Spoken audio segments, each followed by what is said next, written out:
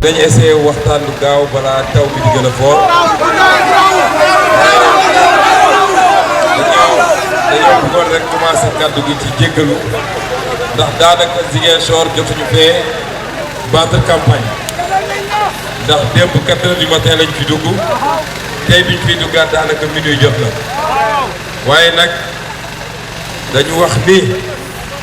bu ñëpp soxlawee yow mi nga xam ne da nga moom da nga war a am loo bàyyi yéen xam ngeen ni Sénégal yëpp ñu soxla woon moo tax nag comme conférence des leaders daf ma def honneur man doomu Ziguinchor ma nekk tête de liste dañu jàpp ni fii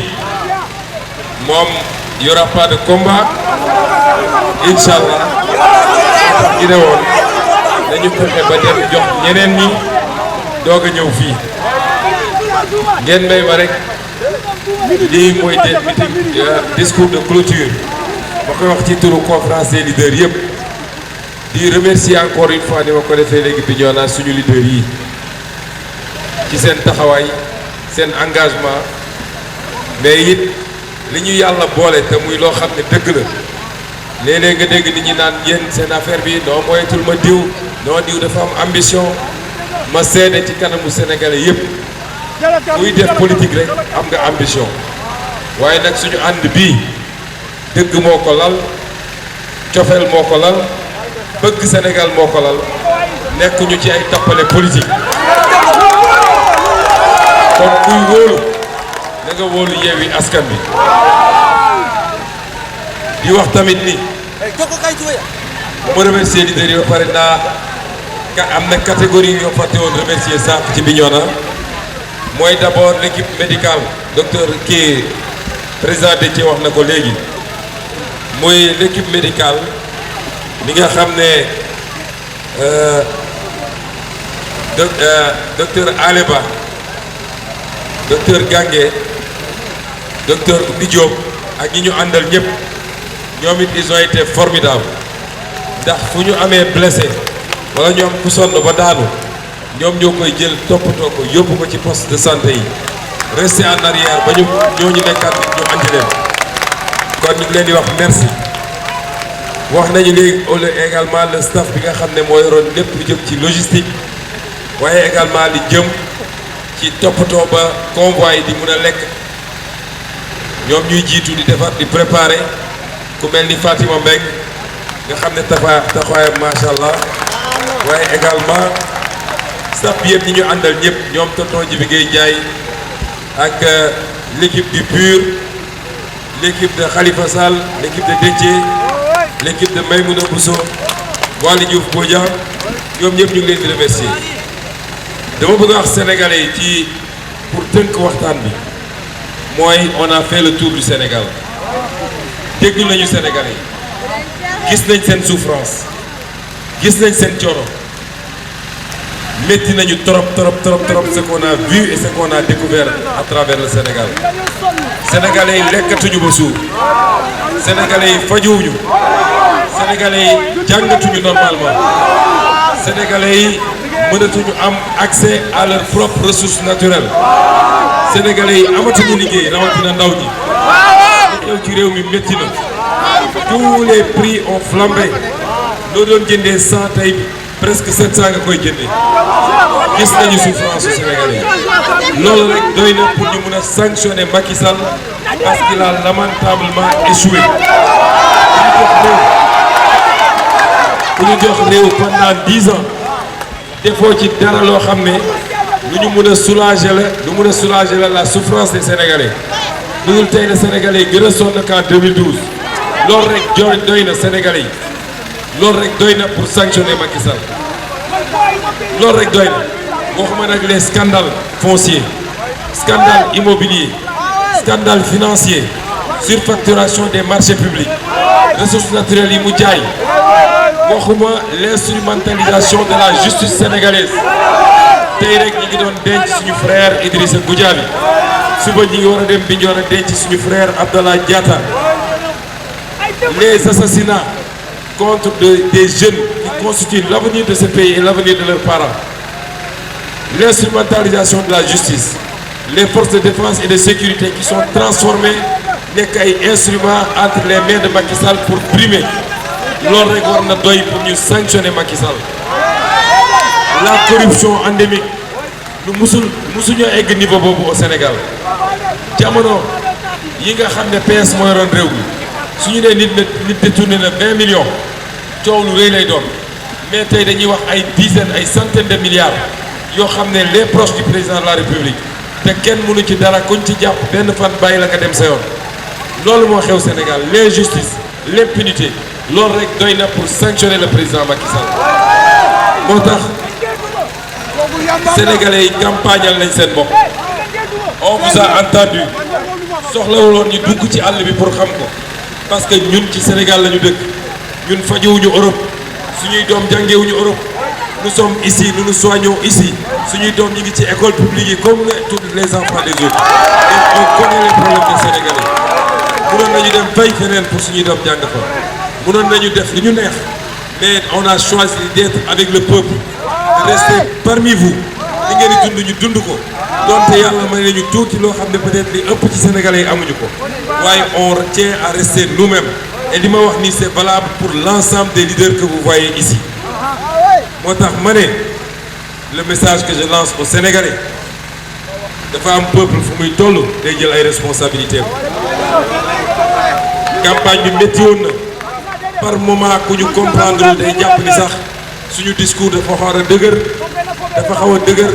jëme ci Sénégalais yi waaye dañoo am cofeel ci Sénégalais yi nit nag boo ko bëggee tubaab dafa ne qui aime bien châtie bien waaye ñun châtié wuñu sax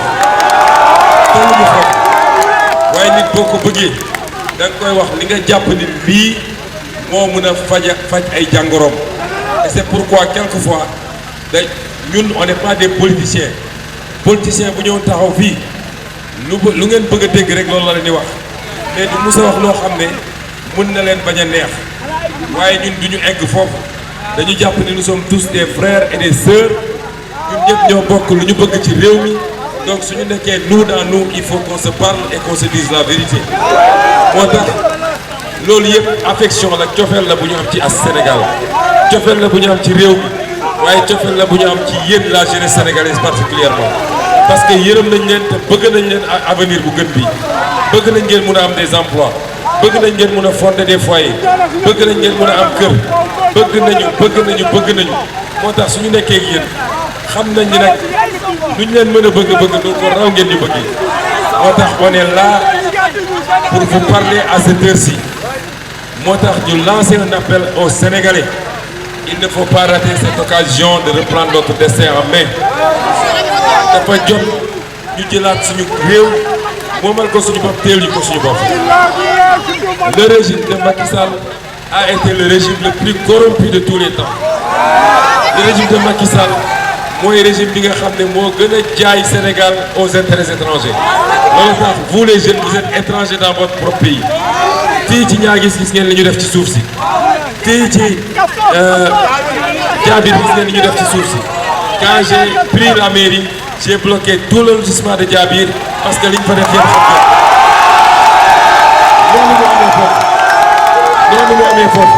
noonu la amee à travers tout le Sénégal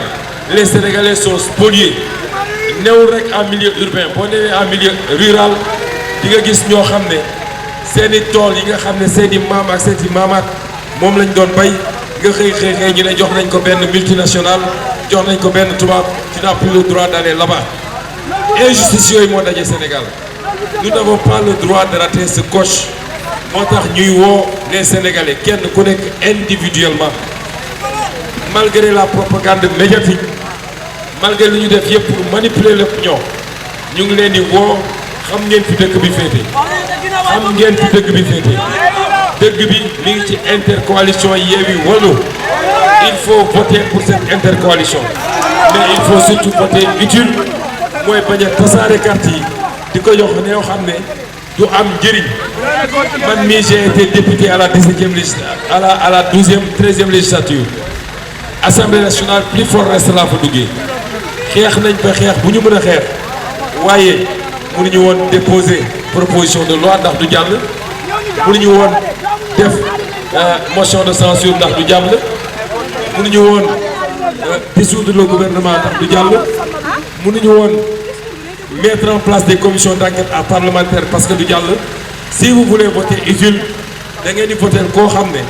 mën na am majorité assemblée nationale créer les conditions de l'équilibre des forces et de la cohabitation te loolu benn coalition la mooy coalition Yewwi Askan Wi Wallu moo tax ma ne Sénégalais il faut pas se tromper ñun on est contre personne ne dañu bëgg lii xew Sénégal jeex définitivement te benn intercoalition moo ko mën loolu la yàlla def c'est le fruit de longues années de travail de sacrifice moom moo ñu andi fii li may wax c'est valable pour chacun des leaders que vous voyez là ñu leen di remercier nag ci taxawaay bi di remercier tous les Sénégalais qui nous ont accueillis à travers tous les départements yi nga xam ne jaar nañ di leen jaajëfal di leen wax ni suñu xol sedd na waaye balaa muy gën a sedd nag gannaaw suba ñu génnee ci urne yi ñu ne Macky Sall n'a même pas 20% des députés de l'Assemblée nationale boobaa suñu xol dina gën a sedd bu boobaa le peuple aura rempli sa part de contrat et vous verrez ndax ñu dinañ remplir suñu part de contrat ñu ngi remercier ñi nga xam ne jotuñu ñoo génn pour mën ñoo teeru parce que seen liggéey may leen ko woon wala seen santé may leen ko woon waaye ñi ngi woon ci kër yi di ñu suivre à travers les réseaux sociaux et les télévisions ñu ngi leen di remercier également les ñi nga xam ne ñoo nekk ci internet di def liggéey bu mucc ayib ñu ngi gis les cœurs ñu ngi gis les appui yi ngeen xam ne ñu ngi koy def xeex bi du woon rek sur le terrain c'est également dans la communication c'est dans les réseaux sociaux et à tous ces gens-là ñu ngi leen naan merci pour seen taxawaay normalement kuy liggéey ngir sa réew un patriote waruñu la wax merci waaye nag day am jamono yoo xam ne bu ñëpp war a taxaw mu am ñenn ñu ko yenu jaadu nañu ne leen merci ñooñu ñëpp ñu ngi leen di remercier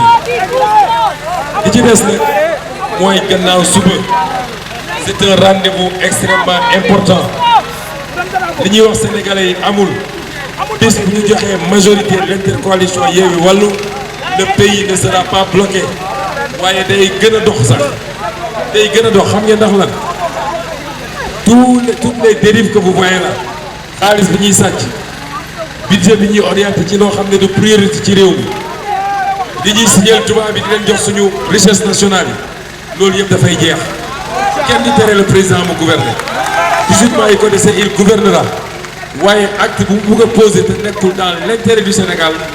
nous aurons le droit de lui dire lii d'accord ñu si loolu est-ce que day doxal réew wala da koy delloo gannaaw noonu la réew di gën a doxee moo tax ñu ne leen li ñuy njëkk a dalal seen xel réew mi mënul bloquer au contraire day gën a dox bu dee jox ngeen ñu majorité ñaareel bi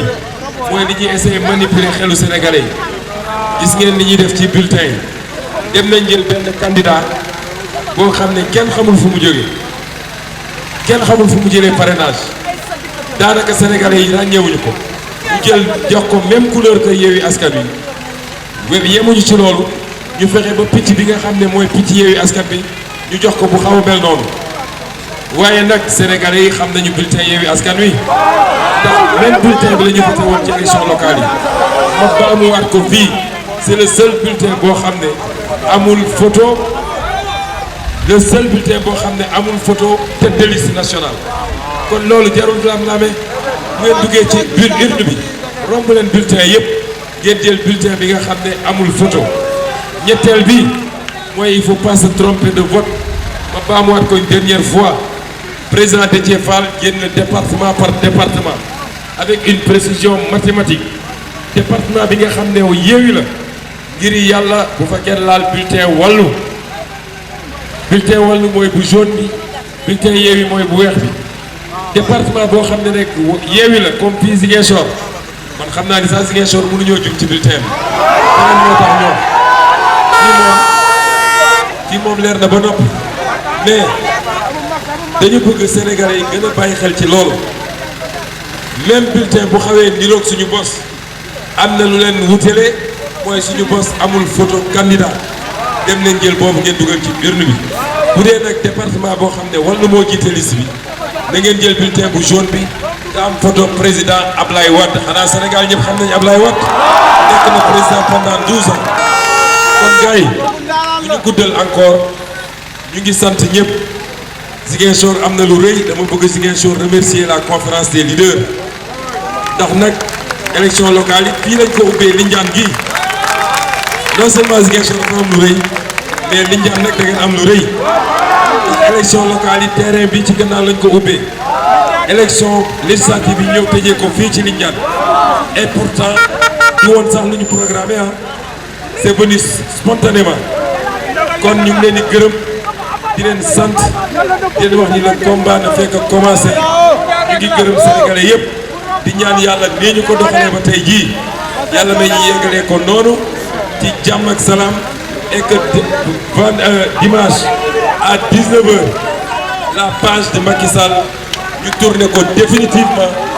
may ko nag encadré ko 16 mois bu amal ñu réew mi. dernier remerciement may def nag ngeen may ma rek dernier remerciement dinaa remercier nag suñu animateur Ada Sawa ji moom moo neexal campagne bi nag dinaa ko remercier moom ak équipe am bi yëpp def nañu liggéey bu neex a neex man dem naa ba suñu duggee dëkk sax su ma gisul camion solo bi dama naan taxaw leen convoi bi ñu duggee Dakar nag Barthélémy Dias